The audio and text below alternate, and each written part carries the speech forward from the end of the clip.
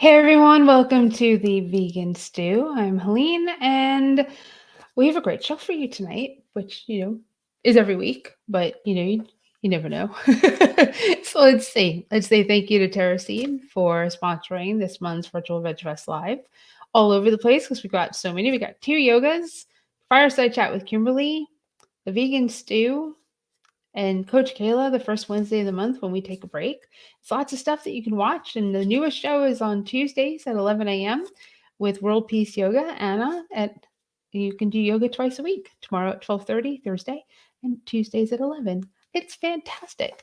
If you want to win some prizes, all you have to do is go to virtualvegfestlive.com, hit the contest tab, and you can win prize packs from Terra Seed, Hodo Foods, Veg Key, Follow Your Heart, Revolution Gelato, Rebel Cheese, Cinnaholic, and Fabulous.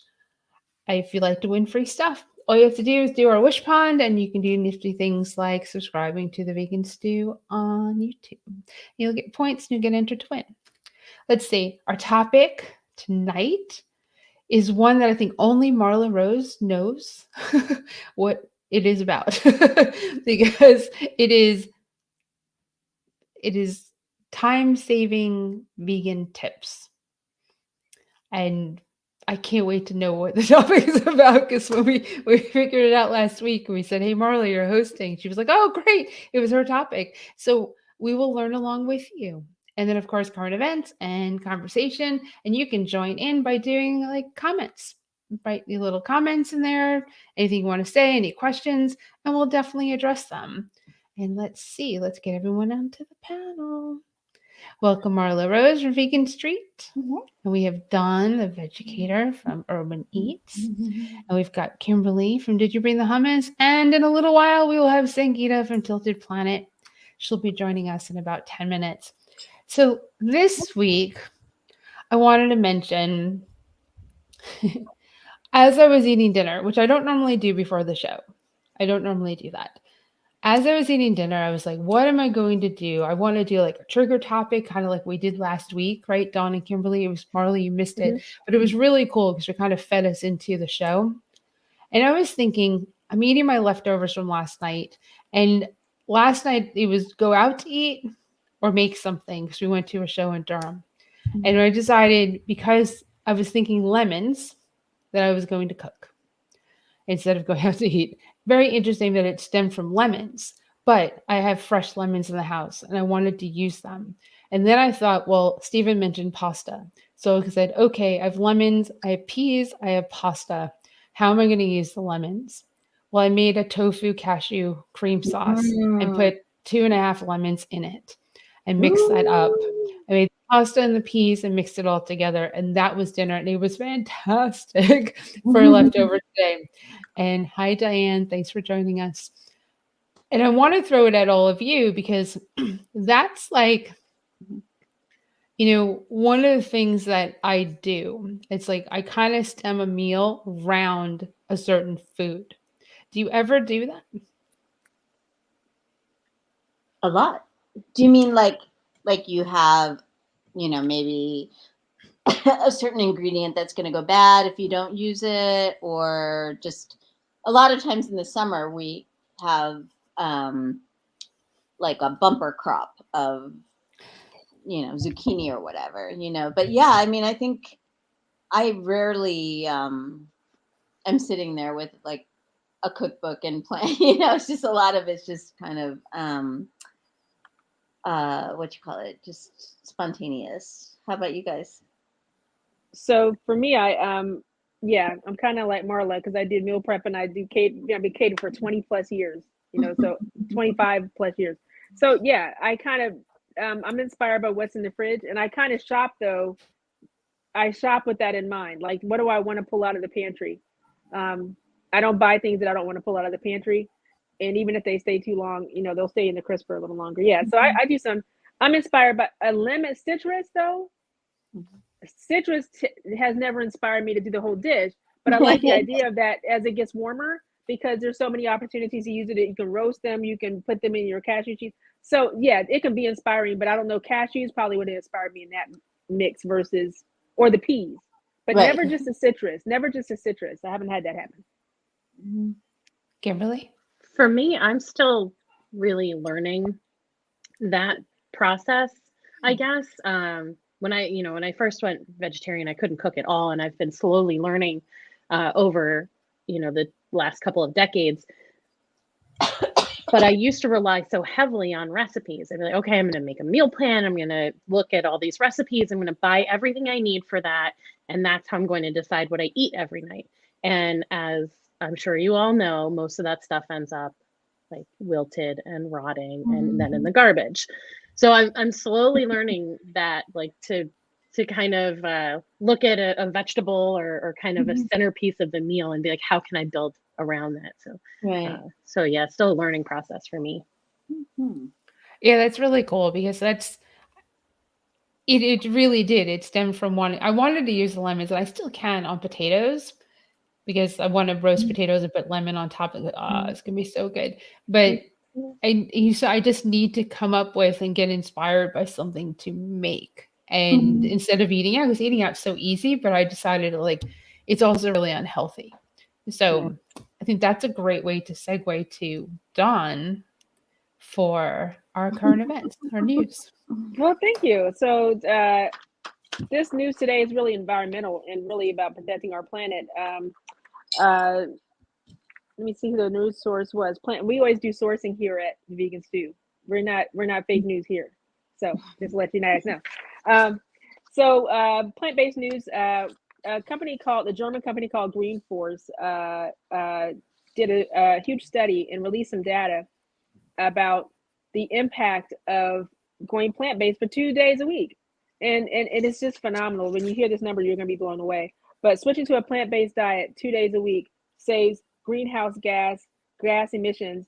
13 is the equivalent of planting 13.88 billion trees and the equivalent of 291 million metric tons of greenhouse gas emissions not putting into the environment. So, I mean, that's huge. That's the equivalent of planting 13.88 billion trees 2 days a week. So if adults in the UK, and this is a study that was done in the UK. So adults in the UK, their analysis found adults in the UK, they would save 298 million metric tons. So of course, this also applies to, countries similar, high income countries, and with that ability really could drastically reduce their carbon footprint by up to 2/3. Yeah, it's amazing. Just from 2 days a week. So one of the guys, Patrick, the strongman guy. Oh yeah, German. Strong Patrick, German guy. So he actually is an environmentalist. He's just not doing it for the muscles, not trying to die. He actually had a quote. It said, "The environmental impact of modern meat-heavy diets is massive. This means we have great opportunity to make big savings on our carbon footprints, as well as our land and water footprints by altering our food choices. Just by switching a few meals a week to a plant-based diet, we can actually make an incredibly positive impact on climate and help preserve our land, soils, and water systems." I think people forget about water systems. They forget about soil degradation and deforestation. It kind of gets lost because we're thinking about cutting down trees. But there's so many other aspects to it than that. And we have kids and grandkids and family members that we want soil, soil matters about how things are going to grow if you're depleting the soil. So all this is great news. So imagine if just 2 meals a week changes 13.88 billion trees and 291 million metric tons. Imagine what 3 days a week would do, 4 days a week. Amazing. So we still have a shot. We still have a shot, guys. So just encourage people to go plant-based. That's good to know. No, we only have a small window. So to be honest, especially environmentally. So at some point we can't reverse the clock back. So I'm big on the environment. I don't know if I'm always talking about health, but my other thing is that I'm very big on environmental impacts. If anybody knows an environmental organization that's vegan, Climate healers. Oh, you told me that last time. I'm going to join them because I'm about that life. You definitely should, because that's Celeste Rao who started Climate Healers, climatehealers.org for anybody. And that's Patrick Boublian is his name. He's amazing. He's one of the strongest people in the world. And not strongest vegan person in the world. He's one of the strongest in the world.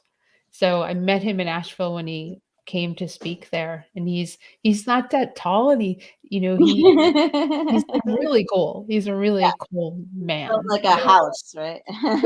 So was he in that movie? The last documentary, the one was Climate. He was in there. Shoot, Uh, Kimberly, I you know. can't forget it. The You one know with what the I'm talking athletes in it. It's not what the about. hell. No, Oh, not Game that. Changers. Game No, Changers. not that one. No, That one? not that one. I'm talking about the one about the ocean and the sea, and they were Oh, out there. Seaspiracy. Seaspiracy, which wasn't that good, but yeah, was he in that one? I'm not I sure. don't know. Hey, I think he was, but I Sri look Lanka's forward in the to. house. Hey, holidays in Sri Lanka. That's Hi, awesome. Sri Lanka. So that was worth cutting So, everybody off. yeah. So anyway, bottom line is, let's save 13.88 billion trees and try to invent. Just don't try to get it. If you have a friend, just one friend that would be willing to just 2 days a week. Just don't. They might not want to do the whole 7 days, but if we can get them to do 2 days a week, we're saving millions of metric tons, and we're saving the planet. So let's go. Yeah, you can feed it. Do you guys remember that? I'm hyped about this. Yeah. It was like a toy or game called Monkeys in a Barrel, where you tried to get. You had one monkey and you would dip him in this barrel and try. You hook him. Yeah, little curvy arm. I remember. Yeah, and you try to hook other monkeys and get the other monkey. Yeah, so I'm going somewhere with this. The point is, I think we need to look at our advocacy like that. It's just like, you know, we're not probably going to expect to say the magic words and turn the world vegan, but what we can do is hook the monkeys. You know, because it's so interesting you say that, because you really think kids of today would play with that? It's such a fun toy. I'm thinking I need to find that. Compared to their phones. I mean, I know it's the barrel of monkeys. It's the can thing of monkeys. Yeah. I think this is a topic for another stew. But my eternal question is, and I don't mean to go dark and negative, but it's like we have this very, very compelling, very dark, very what should be very motivating information, and how do we get through to people? How do we help them to, you know, actually envision doing this themselves? You know, so I think there's like no shortage of the information.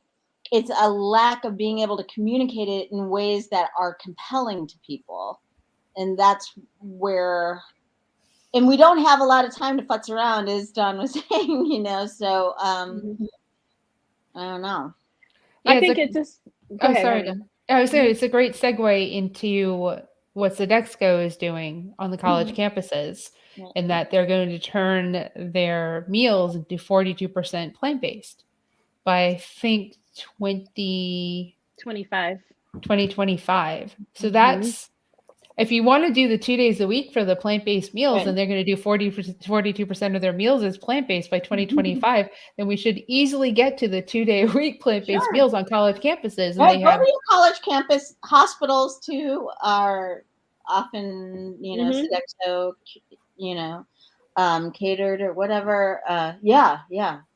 That would be absolutely amazing. Students are demanding this. Yes. Actually, my daughter went to A&T and played tennis there, and it's a historically Black college in Greensboro, and they had vegan. I mean, they had a vegan section. They had a vegan station. There's not just a salad bar. This is 2014. This is a long time ago. This 2014.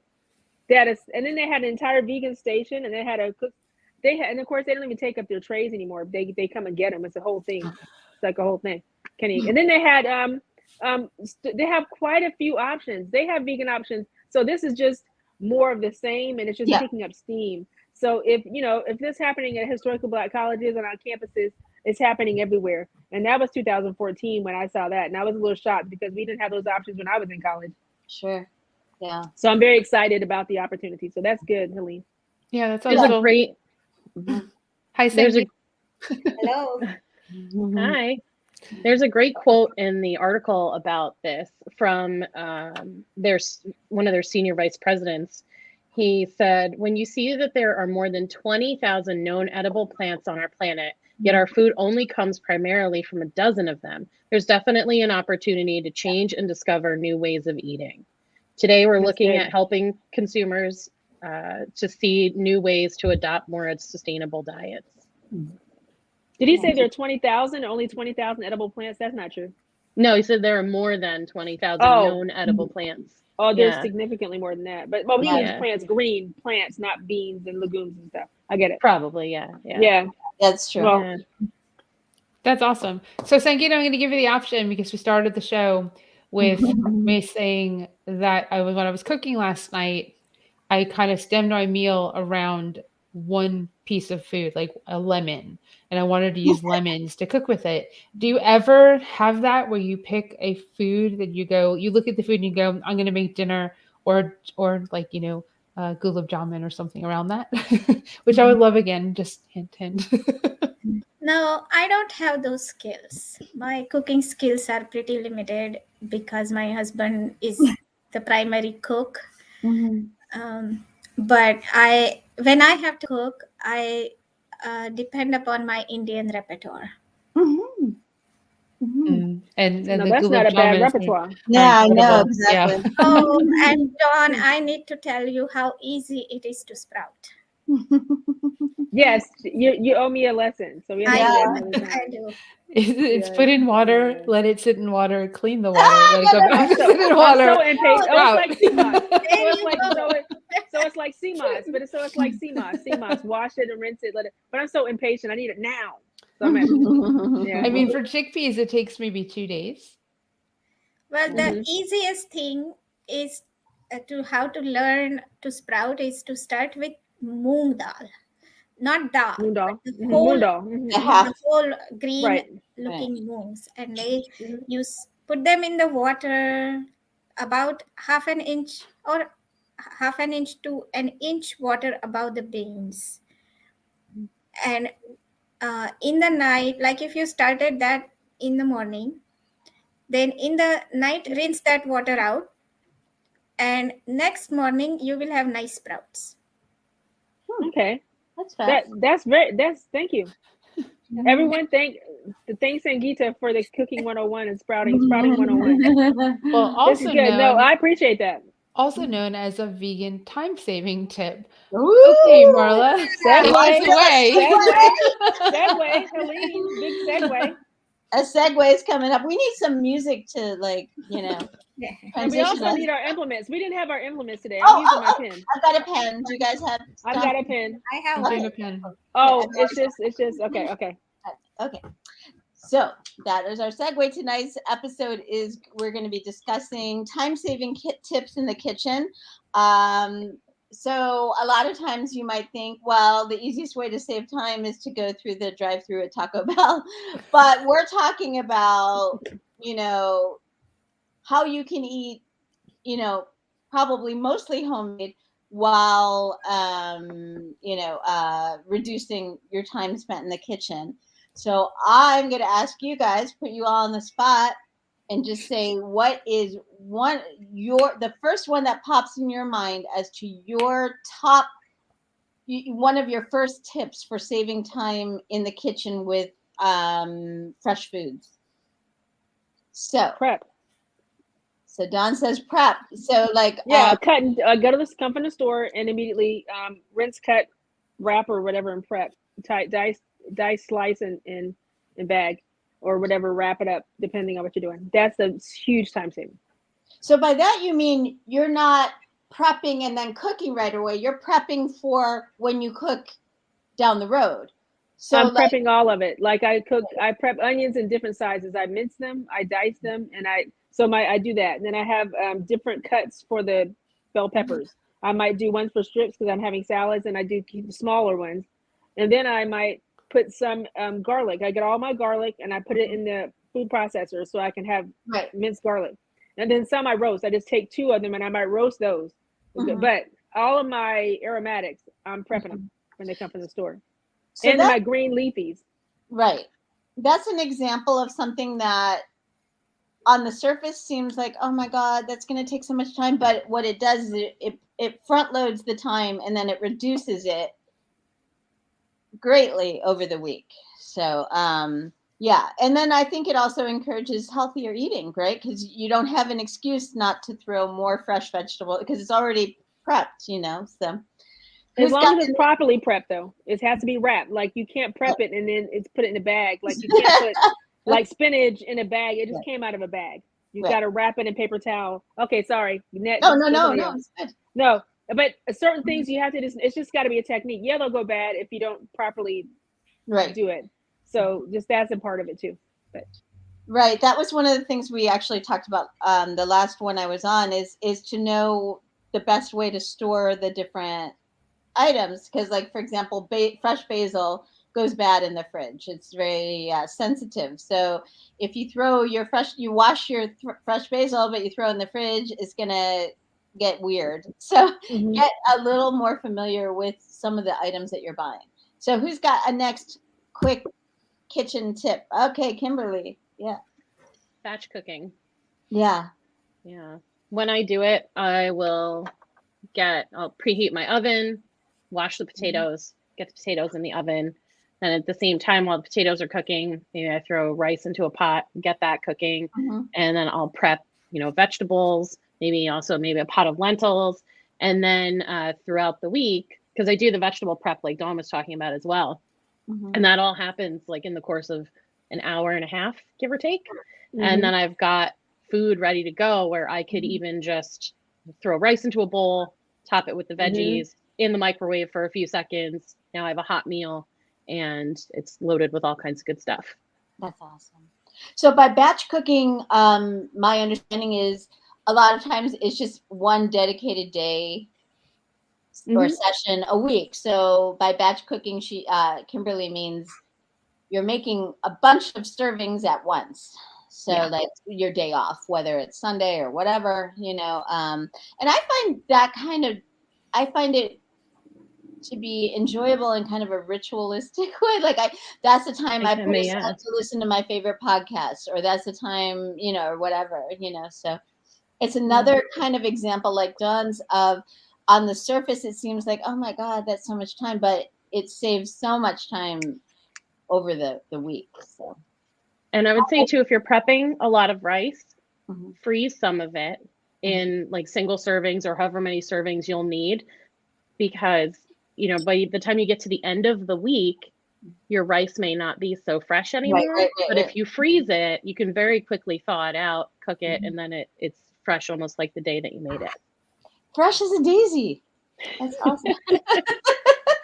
All right, Helene. This is probably an awkward conversation for me and Sangeeta. I do cook. Sangeeta doesn't really cook. But I don't I want to go to your houses. I don't do that. I don't prep freely. I don't batch cook. I literally walk into the kitchen, look around and say, what do I have? What am I going to make? It's not the best sometimes because when I'm hungry, it's worse. Yeah. So I guess a very good tip is to don't wait until you're too hungry to go into the kitchen to cook something, because you will not cook something, you will snack. And that's not healthy for you. So you want to make sure that when you feel that hunger, you kind of go, I think I'm hungry. Well, let me go figure out what I'm going to make. It's not that I haven't prepared stuff before, but I don't dedicate a day to prepare anything. I mean, it would make sense, but I don't. Steven will make sauce like on a weekend. It's really good. And that'll kind of play into making pizza, because we kind of have to prepare to make dough because we make our own. So it's like, well, let's make the pizza dough. And then you want it to sit for a few days in the fridge, even though we can make it the same day. Then we have the sauce and make sauce, and maybe we'll make pasta. What kind of pasta are we going to do? Like, what are we going to do with the sauce? Because we're going to eat it on something and go the Italian route. So yeah, it's just, I'm so impressed. Dawn, the idea of coming home and doing all that from the supermarket is, I get it, and I totally get why it saves you time later. Right. But that's like so diligent, and that's why you're the chef. No, sometimes I don't do it, but I do. But if I have a bag, but I buy 2 pounds of onions, I don't buy small batches. I'm used to cooking, Right. like Kimberly said. I'm used to cooking for customers, catering. So although I don't do that aspect of the business anymore, that's not really my focal point of the business. My habit has been that, and I grew up an only child, but I always was around a lot. I always around a lot of people. So I don't know how to make for less than Small. 10. I don't really. So when people say you having 10 people over, I'm like, oh, that's like one person. And then, yeah. But anyway, go ahead, Sangeeta. I mean, so I don't know how to do small, so it makes sense for Right. me. Yeah. It just feels it feels normal. Right. Yeah, that makes sense. How about you, Sangeeta? Yeah, so I still make most of my lunches, Mhm. and my way to save time is to get nature to do part of the work. So I do a lot of soaking and sprouting. Everything I cook, like every grain, pretty much rice, lentils, beans, I soak them. Soak them in the morning, and it makes it easier to cook because they're soft, they're halfway there. Right. Actually, More digestible. more digestible, more tastier, and you're spending less energy to cook them. Mm-hmm. Right. And then you can, a lot of times on a Saturday morning, I will have a bunch of things sprouting and fermenting. Um, and then by Sunday, they're sprouted, fermented, and I'll put them in the refrigerator or freezer. And then I will take it out for cooking every morning, whichever beans or lentils I feel like eating that morning. Right. Yeah. That makes That's sense. So good. you're thinking ahead. I mean, and to the point where it's just now a habit, which always makes things easier, when it's Mhm. just I'm always going to be doing this. Yes, Helene. So, brown rice, soak it, don't soak it, wash it, don't wash it. Arsenic, Arsenic. Bueller, Yeah. thoughts? We soak it. I do I soak soak it. brown rice. Yeah, Yeah. actually, what I do is when we bring rice from uh, grocery store, I wash all of it. Like I wash all of it. I soak all of it for 6, 7, 8 hours, and then I spread it on a piece of cloth, let it dry, and it's not too much of work. I'm not doing much work. It's all just the time. I can. It is drying. I'm not doing anything. Once it dries, I put it back in the container and put it in the refrigerator or not. Mhm. And then that rice is ready to cook anytime you want to make a rice. Yes, done. So now, if it's a rice that needs to be rinsed, you rinse it, of course, and you want to just make a habit of rinsing your brown rice. But Right. if it's parboiled already, it's already been soaked. So I just would look, if you're looking for something that's parboiled, that's Mhm. already it's already been treated to some degree. So I don't know that you wouldn't do that for parboiled rice. Right. Like a parboiled rice would be like Uncle Ben's, and some of your success rice, those rices that have already been, treated, if you will, not treated, but already been Right. heated to some degree. So that was my response to Helene. Mm-hmm. Yeah, that makes sense. Yes, Kimberly. This is more of a time-saving tip in that it means I don't have to cook rice multiple times because I'm likely to burn it if I just put it in a pot with the measured amount of water, Right. cover it, and then it never cooks properly. I boil my rice like pasta. So Yeah, I rinse read it, that put it too. in a pot, boil it, and then I can dump it out in a strainer, Right. spread it out, and then get it in the fridge. Right. So in that case, you cook it for the amount of time you normally would, except you're straining it at the end because there's I leftover. think it ends up being less time. I Okay. think on average it's like 35 minutes. I do a lot of short grain brown rice. Okay. And it's 35 minutes because it's in the water as the water starts to get hot, Moving around and more. then it's Yeah. boiling, and that's the time it takes for me. So I know that Dawn is probably very offended because no chef would actually make their rice like that. But it allows me to not burn it in the pot. Guys, so. don't fight. Don't fight. No. No, I do have something on that though. Yes. There are two things that are like very easy to buy and access, or a steamer, a rice steamer, very easy to get. And if you're not into the steaming, Yeah. your what is it called? It's the Instapot. pot. Yep. Instapot. I mean, it makes no fuss, no muss, perfect rice every time. You just That's dump the how I whole thing in there, and then you can just then you do what Kimberly said, which is put it in your. I have 24-ounce containers that I use, the 24s. Sometimes you have the 8s, but the 12s, but then the 24 is best for me. And I'm sorry, 32s, the 32-ounce lidded, and put them in the put them in the oven. I mean, the freezer, and they're good for like 3 months. They're 3 months good, Mm-hmm. unless Wow, that's you crazy. know if it's tightly sealed. Hmm. Hmm. So,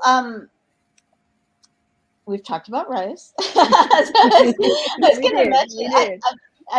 a lot of what I do is trying to, I do like to cook, but I'm also just very time crunched always, like everyone, So Mhm. I've developed some different strategies over the years. And I'm curious what you guys think of some of them for saving time in the kitchen. One, in some of these, also crossover in that they're helpful for saving money, which is an interesting, That's nice always good. little, yeah, yeah. Efficiency is always, I love efficiency.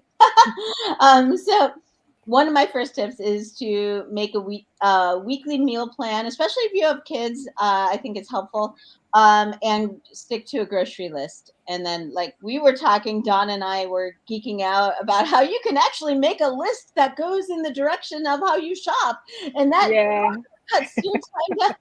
I yeah. don't want to Marla and I know. can shop together. Marla and I can hang out together in the Right, store. totally. Yeah, Yeah, I we'd just be like, cool. you Yeah. do not put like marinara next to broccoli. No, no, no. I want Yeah, to know the you're order cutting through of the store. You're cutting through the store. those little things will.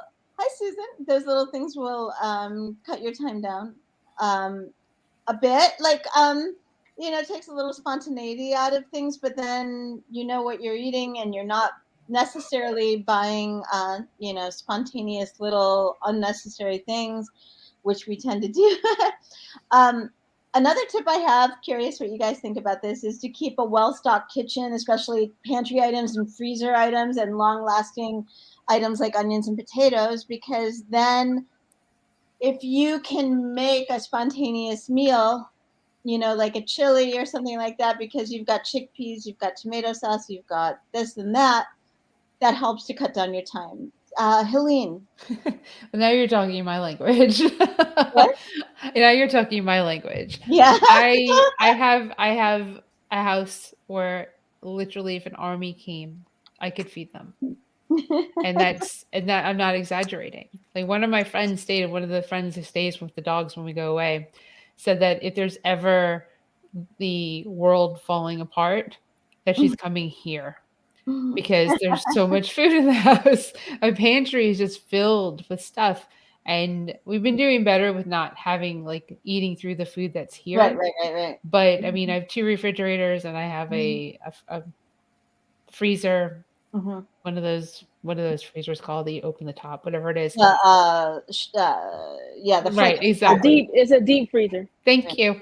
I have one of those, That's where she keeps the and pot. then and then the pantry Yes. is a walk-in closet, and it's filled with stuff. Yeah. So there's I never see. I buy in bulk. I think Costco and BJ's and like Sam's Club and stuff like that really Mhm. help with one saving money. And we're only a household of two. Yeah. we're only a household of two. But I still buy in bulk for a lot of things. I Mhm. buy cashew. I buy 5 pounds of nutritional yeast at once. So I Yeah. can get it for like $6 or $6.99 a Yeah, pound. because that'll last about a week, right? I call on Sangeeta in a second, but the other thing I was going to say, I think it is helpful to look at the items, think about the items that you use frequently. For us, it's chickpeas, bananas, Hmm. tomato sauce, and stuff like that, and just make sure that you've always got a supply on hand. Sangeeta.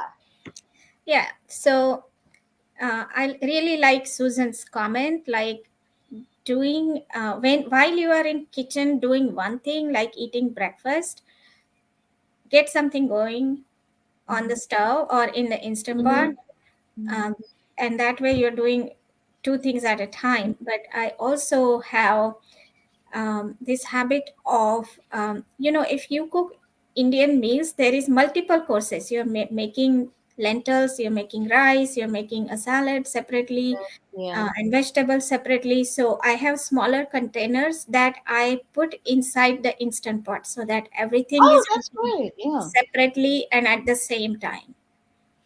So you Huh? try to make things that all have about the same cooking time and stuff like that. So Right. that, yeah. You said you have separate pots inside the Instant Pot?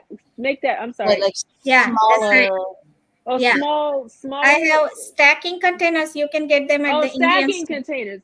Yeah. Oh, okay, I got it. I thought you were thinking like little cylinder round. I was like, what is that? Cylinder, but you mean Like stacking. I got tiffin, it. is that what it's called? Tiffin? The Yeah. It's like when you have your you can stack steamers. It's like the same Right. thing conceptually. Right. Okay. I didn't Yeah. know you could do that. I didn't know the Instant Pot had that. They had those for the Instant Pot. Yeah, it does that.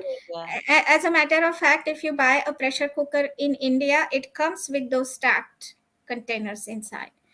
Cool. I Yeah. love Indian food. Why do we do these shows right before I eat dinner? I'm so freaking hungry. I already ate. See, I got y'all. All I can do is think about like an Indian buffet. It's like, I'm getting the sweats here.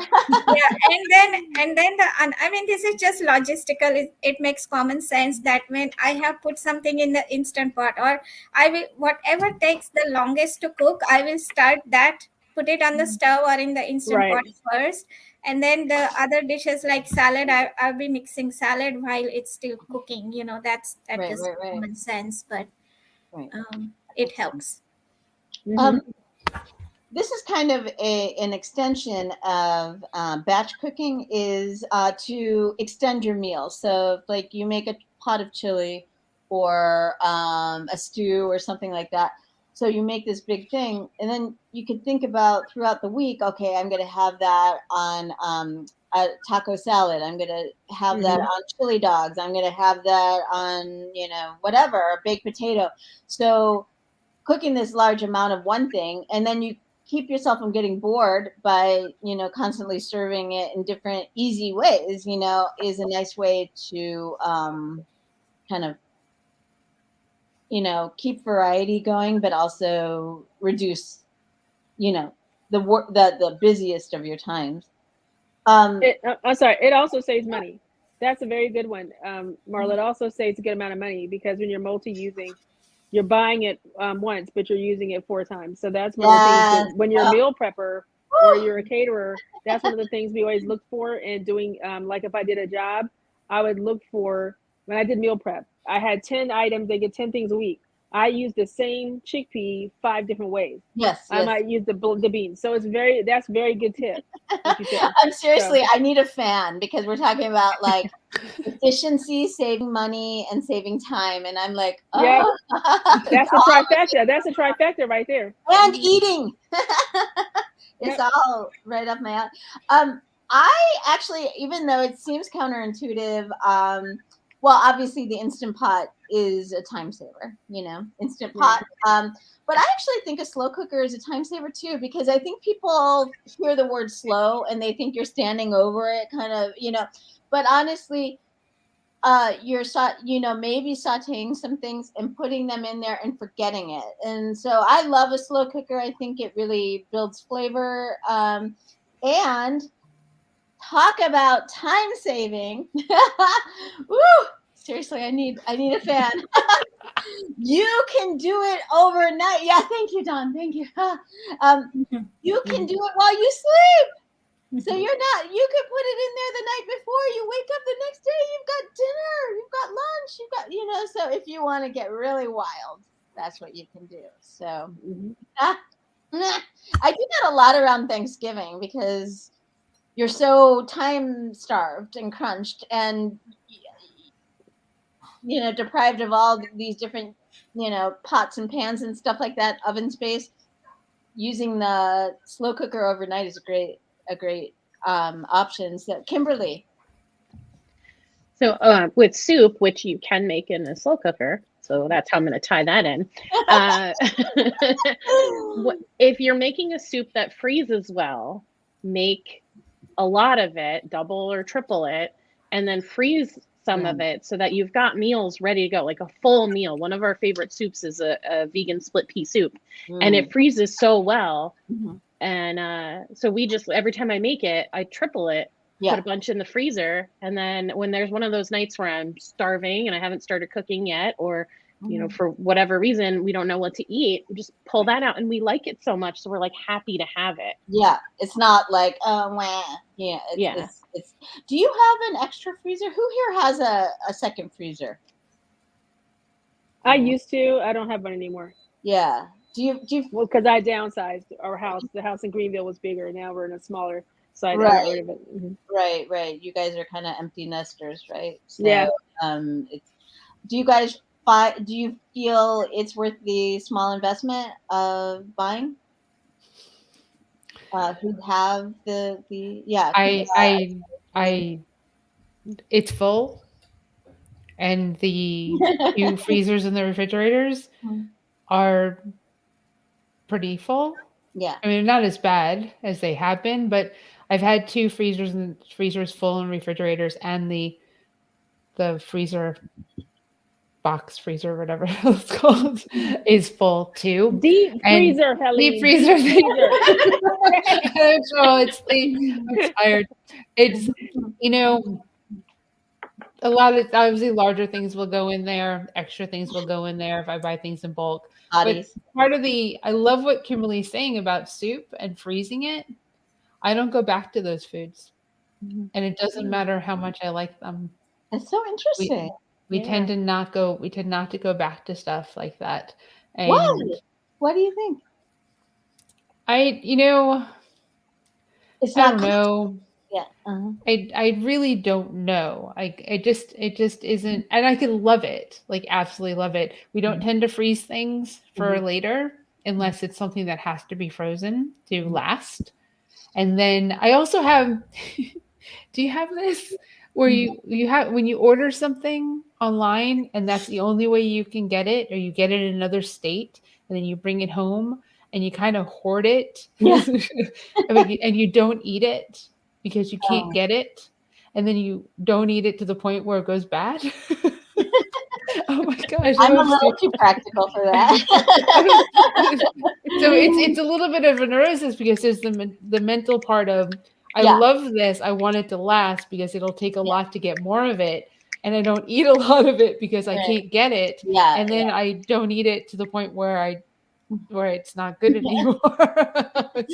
Sangeeta. Oh, I'm sorry. Yeah, I mean, Helene, what you said is a point of contention between Dilip and I, because when you buy food, the sooner you eat, fresher it is.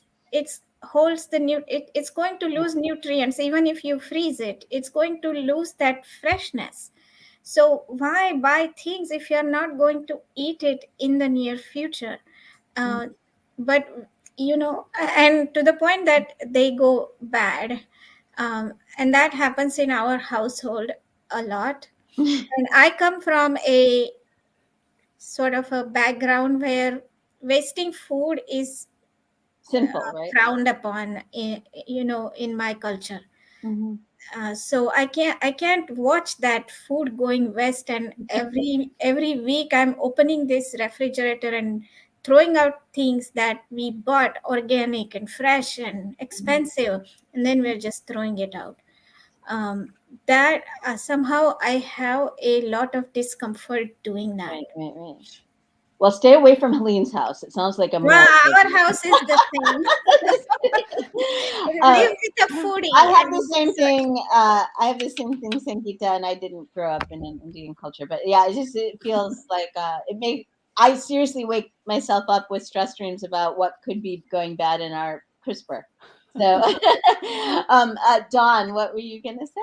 And then Helene. So, okay, cool. I was gonna say, I'm gonna backtrack now. So Helene, the only thing I was going to say about the loading up the deep freezers and things, especially since you don't like the, the 32 ounce, the things that you made and left over, is just watching the amount of processed food, highly processed foods that are purchased. I think that becomes a little bit concerning from a nutritive perspective. It's good to have the space, but it's better to have it with cooked food, that not highly processed food. So that's my little nutritional disclaimer on that one. So yeah, but then on the Sangeeta said, I just wanted to say, so when you freeze food, it is at the height. So you lose nutrients in food when Mhm. you cook it, some, but freezing it doesn't make it lose more nutrients. Right. Does not. That's not scientific. That's not true. Just want to make sure for people that are watching who may not Right. know Right. that Right. when they and even when they get frozen foods from the frozen department, it's way better than the canned stuff. Frozen Right. foods are not bad. Cooked foods that are frozen do not lose nutrients once they're cooked. They do not lose more nutrients. But I do understand what you were saying. I just wanted to clear that up for watchers Right. who Flash may not have frozen. known. Yeah. Yeah. Yeah. Well, yeah. Mhm. So just those Okay. two So, things. sorry. Don made Uh, an assumption. Kimberly, then I'm sorry, Helene, then Wait, Sangeeta. Yeah. I Don did made make an an you assumption. made an I did. assumption that was that I mean, I need to go bring my phone. No, there's a lot of bagged frozen vegetables Oh, I didn't say in no. the Yeah, so my in that part. So freezer. this was Yeah, just a cautionary thing for those who do I know. highly processed. I know I you mean, do that all the time. I know you do stuff. I know you I mix it mean, up. there is other stuff. I mean, normally those things end up in the everyday freezers as opposed to the Mhm. deep Okay, freezer.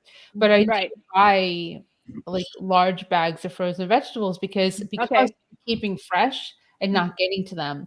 And one thing that I found recently, and this might have something to do with supply chain issues in the world, Hmm. is that I'm buying the bags of we bought a bag of organic mini peppers from BJ's or Costco, whichever one I did, Hmm. and it went bad. Like it got moldy within a week. Ooh. And peppers take A really long long time. Yeah. time to Mhm. go bad. I also bought potatoes, like red potatoes from Whole Foods. Mhm. One of those potatoes got moldy. Yeah. That is like unheard of Yeah. for a potato. So I don't there's some weirdness going on with fresh fruits and vegetables. Right. Whereas one of those lemons went bad. I threw that out last night and we compost, but there's that balance of getting to the food, buying it fresh. I want to, my intentions are that I want to. And I Mhm. typically buy for making sure that we're going to eat these things, you know, Mhm. but we don't always. And I mean, I compost, so that helps. Right. Helps a Hmm. little. Just Hmm. go back to the earth. Go ahead, Don. Or Mhm. Kimberly Quick, first.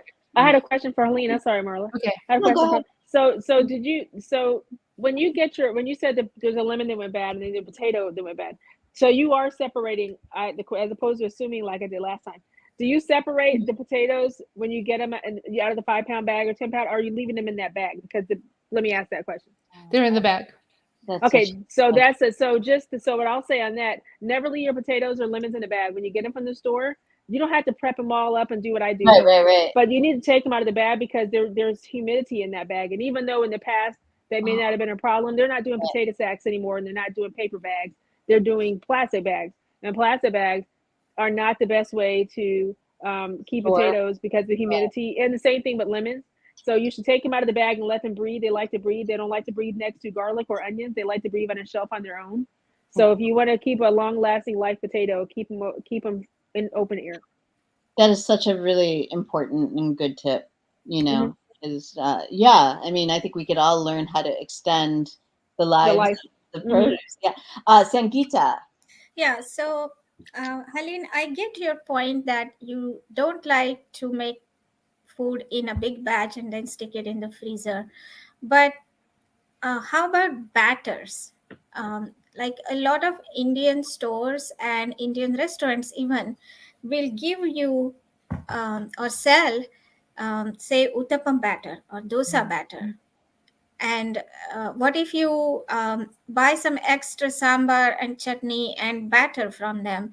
And then when you have to eat, all you have to do is make that crepe, make that uttapam, and it's fresh.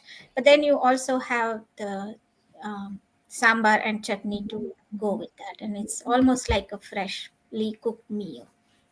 Delicious.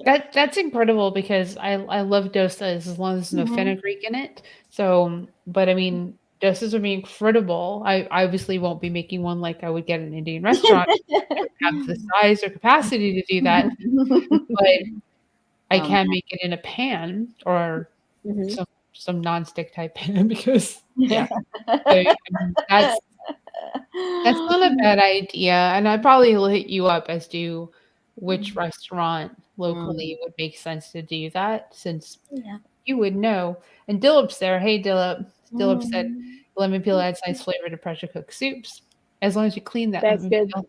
Yeah.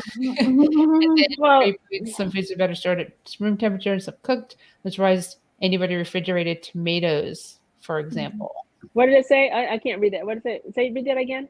What did it Oh, say? The he last one? said, great point. Some foods are better stored at room temperature and some cooked. I'm surprised anybody refrigerated tomatoes, for example. I don't refrigerate tomatoes.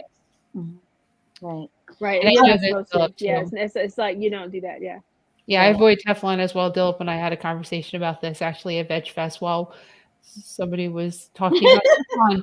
So we Helene just had a conversation with me about this when Helene and I had one of our firefights.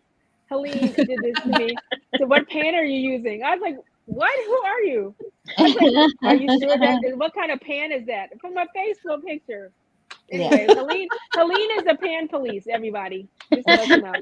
Oh, She's a pan police. police. Oh Pan man. police. Mhm. that's Yeah. awesome. It's ceramic. I've heard that about Helene. I've heard She that about is. She literally said, is your that what kind of reputation pan? precedes you. That's Man. hysterical. Oh my All right. goodness. I've got oh, I'm sorry, Kimberly. Yes. So, Dawn, you can correct me if I'm wrong here, but I'm pretty sure any pan is nonstick if it's hot enough. Right. No, yes, thank you. But I just think it was so funny. Thank you, That's Kimberly. Thank you for that. Yes, any pan is non-stick if it's right. And if you put some water, if you're cooking right, if you're not trying to fry everything up, it's gonna be good. So right. yeah. Also, But just like Helene is the clean pan it. police. That's just she's got the title. That's it. Man. Just Not wait to our show cool. about appliances. Just wait. I'm leading Not that one. okay. So I've got a few more tips. There you I'm go. curious Yep. what you guys think. One is, when you heat up your stove, say you're baking a casserole or something like that, there's often just you're not using much of the stove, so utilize the whole stove. Like if you've already got a hot stove going on, why not bake some sweet potatoes? Why not roast some garlic? Why not Mm-hmm. use more of that efficient heat or gas, so that you can create more things at once, so Right. That's that's good. one of the things I do or try to do. Another idea is like if your produce is organic, um, and you wash it well, you don't necessarily have to peel your carrots and potatoes, right? I mean, that saves you a little bit of time. It depends on what your preference. Some people probably don't want to eat potato or peels. I don't care. So that's another thing.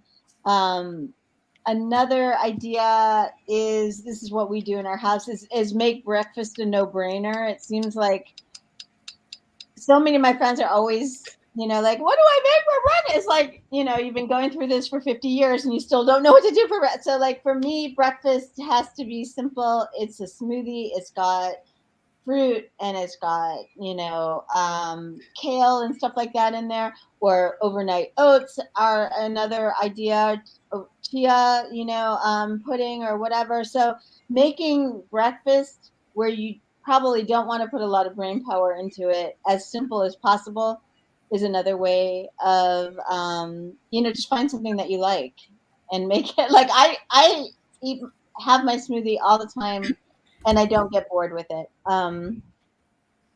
Another idea is to read your recipe. If you're following a recipe, read your recipe through the whole way. It's surprising to me how often you can kind of skip around and forget that, you might get blindsided by something that, like, oh, I was supposed to be doing this, and oh, damn, this is supposed to be soaking for 2 hours or whatever. So, reading your recipe through the whole way, Mm-hmm. following a recipe. Consolidate your movements in the kitchen. Try to keep the things that are in common use near you, and maybe organize together. Yes, Don. So on recipes, there are a lot of here's a tip on quick. Just there are a lot of recipes like the what's her name, Simple Veganista or something. There are a Oh lot yeah, of yeah, those yeah. vegan. I don't remember the Simple I'm Veganista, but familiar they're with. the minimalist baker. These kind of people, those folks give you quick and easy recipes, and you can find those. And if you go to a Google search, you can put in a Google search 15-minute vegan recipes, and you can save a lot of time that way. You just have to have the ingredients.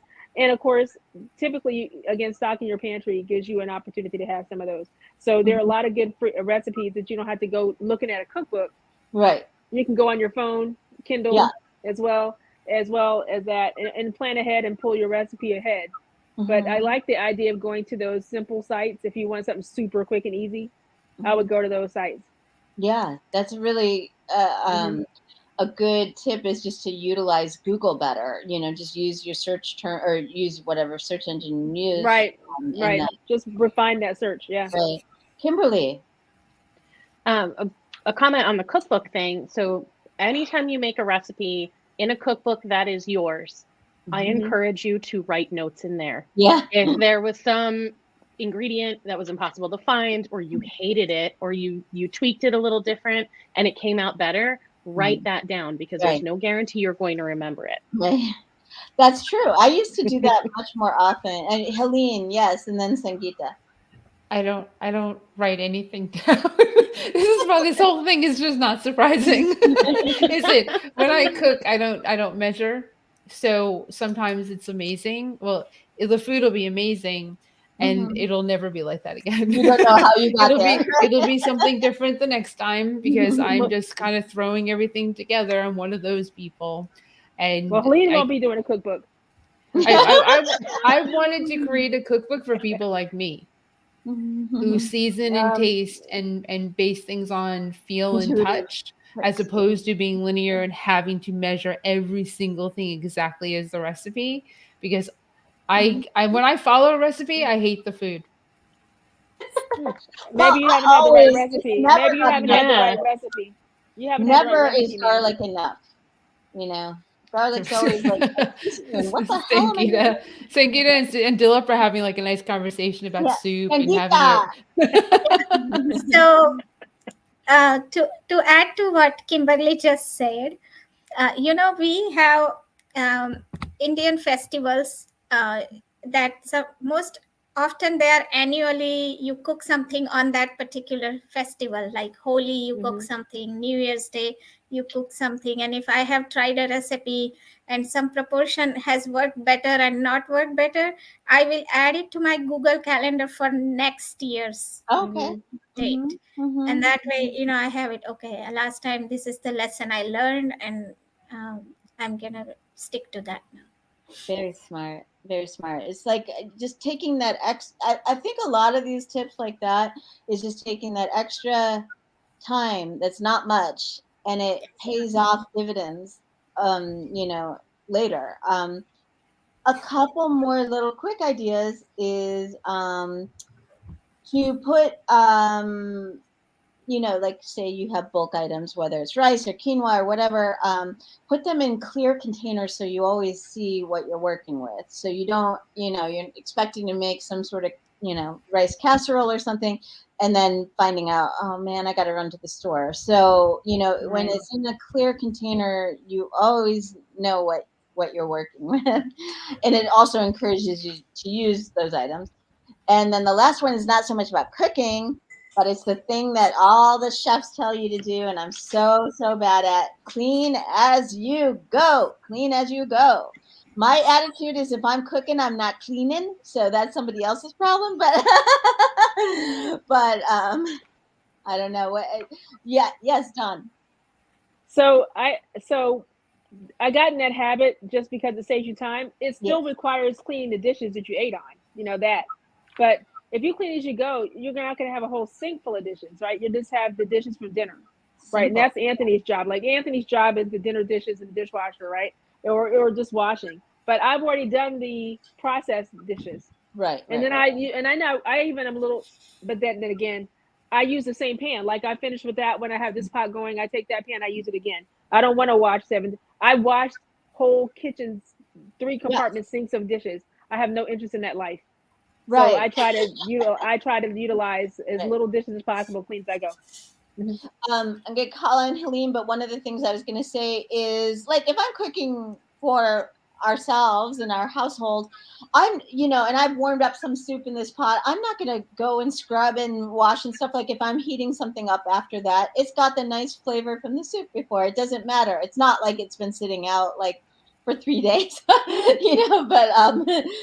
yeah, I agree with you. I don't think that, like, unless there's an express reason for it, I don't think everything needs to be, scrubbed between each dish unless you're cooking. Oh, sorry.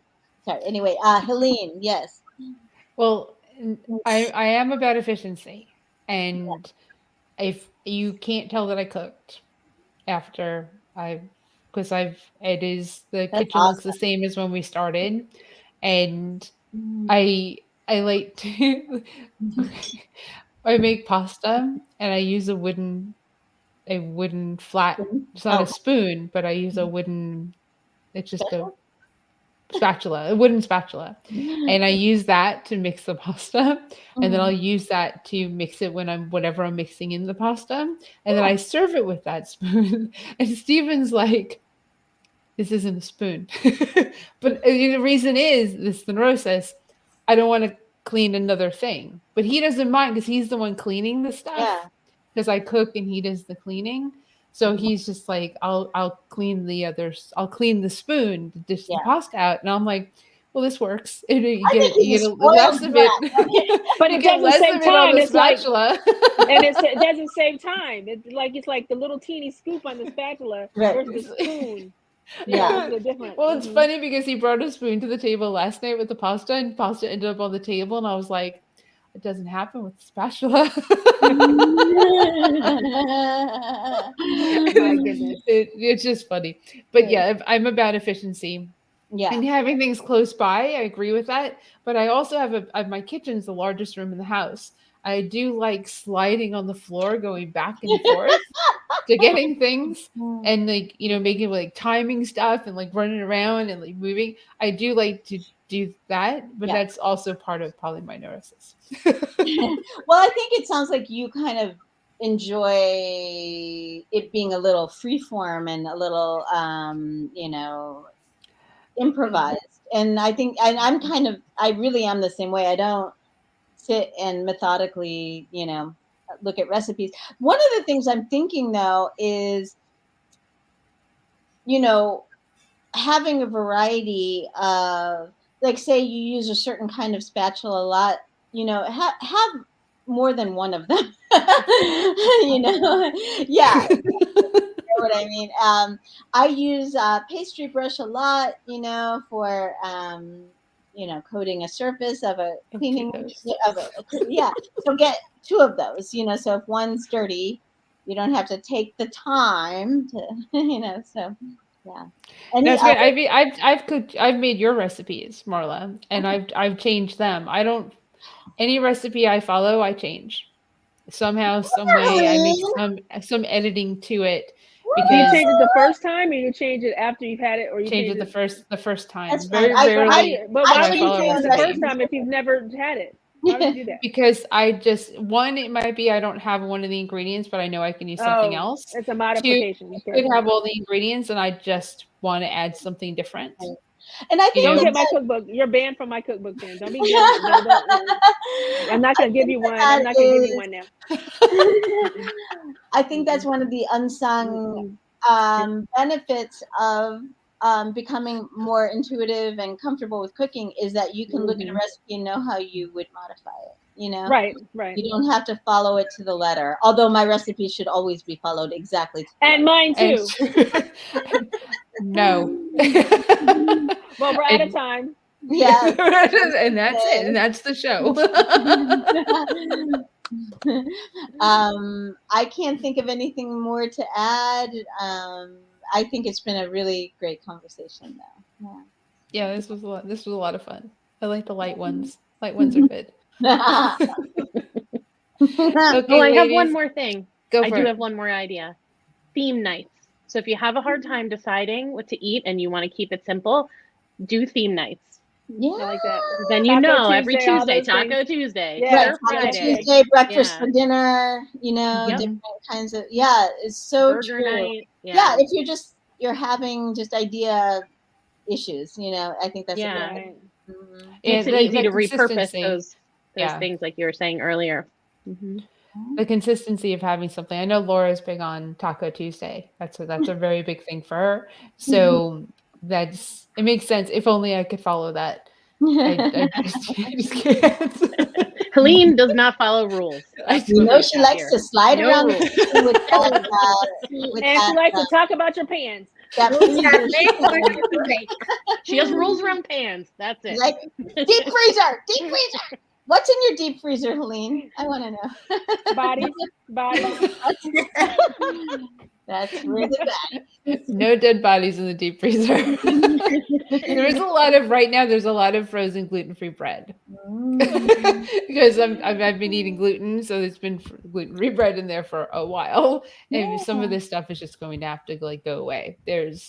Like I said, there's a lot of frozen vegetables in there, so as we go through, we'll eat those because they last forever, so that's a good thing. Thank you, Susan. So. All right, thanks for picking on me when I opened myself up to it. Just wait till the show. It's in when is it? When we talk about favorite kitchen implement, it's on what week is that? 5/11. Just wait, everybody. I'm missing that week. I'm not gonna be there. Oh man, that's gonna be a 2-hour session. No, don't. And Kathy Hester is going to be a guest that day. So we have somebody who has between the two of us, we have every appliance possible. It's gonna be amazing. And she'll do show and tell as well. That's gonna be a lot of fun. And just since we have everyone, next week we also have a guest. And we're doing the hidden cruelty of animal ag next week, which is incredibly important. So we're going from light good. to deep and very important. Yeah. And what's Jenny's last name? Jenny McQueen. Jenny McQueen is our guest next week. So we're going to start bringing on guests. So that is really cool. So you definitely want to tune in next week at 7 p.m. Dawn, you'll be here, right? You'll make it? Yes, I'll make it. Okay, awesome. I have an event on Sunday. But I have to be in Greenville on Wednesday. And then Do you have something coming up? How about you, Helene? Do you guys have something coming up? I have Wilmington Veg Fest on Sunday in Wilmington, North Carolina. And Dawn, you have a week from Saturday. Right, I have Ed Summit, Eat, Drink, Disrupt Chronic Disease Summit, number 3. So exciting. So Greenville, South Carolina, Saturday, 11 to 6. We're out of all tickets except for general admission. Get them, and you can do virtual. So I'm almost out of tickets. So what's the website, John? Herbanhypheneats.com / or whatever the slash thing. Summit. I'm not writing that down. You can go to urbaneats.com. Yeah, just go to urbaneats.com, urbanhypheneats.com, urbanhypheneats.com, and then you'll find Ed Summit, Ed not Ted. Just think about it like the Ed not Ted.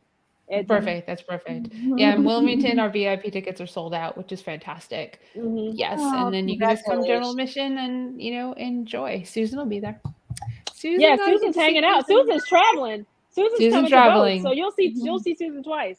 You'll see her at your event, and then we'll see her the next week. Yeah. Susan's part of our team. She travels to all our events, which is awesome. All right, we could keep talking. I could talk like Veg Fest stuff and event stuff for hours. So I'm gonna put everyone in the green room, and we're gonna end this up. Bye, Marla.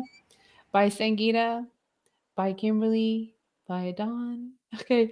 Thank you, everyone, for watching The Vegan Stew. We really appreciate you. We are the Stew Crew, and we might be adding another person to the show who did tune in tonight. So hopefully you're still there and you want to join us. So let's see. Next week, we're going to talk about what the show is, which is we never do that. I looked it up while we were live. So we have that. And you even know what's going to happen the week after. Even better. And we have guests coming on, which is really cool. Let's see. Subscribe to The Vegan Stew on YouTube. Be kind to one another. I don't know. Wear a mask still. COVID is still COVID. And we want everyone to be safe. Even though I know you're bored and sick and tired of a pandemic. Guess what? The pandemic doesn't care. So science is still science. And we still believe in it at The Vegan Stew. So I guess, be safe. And Other than that, subscribe to Vegan Stew, subscribe to Virtual Veg Fest Live on YouTube, enter a contest at virtualvegfestlive.com to win the cool prize packs, and we will see you next week, or maybe I'll see you in Wilmington on Sunday. Have a good one, everyone. Bye.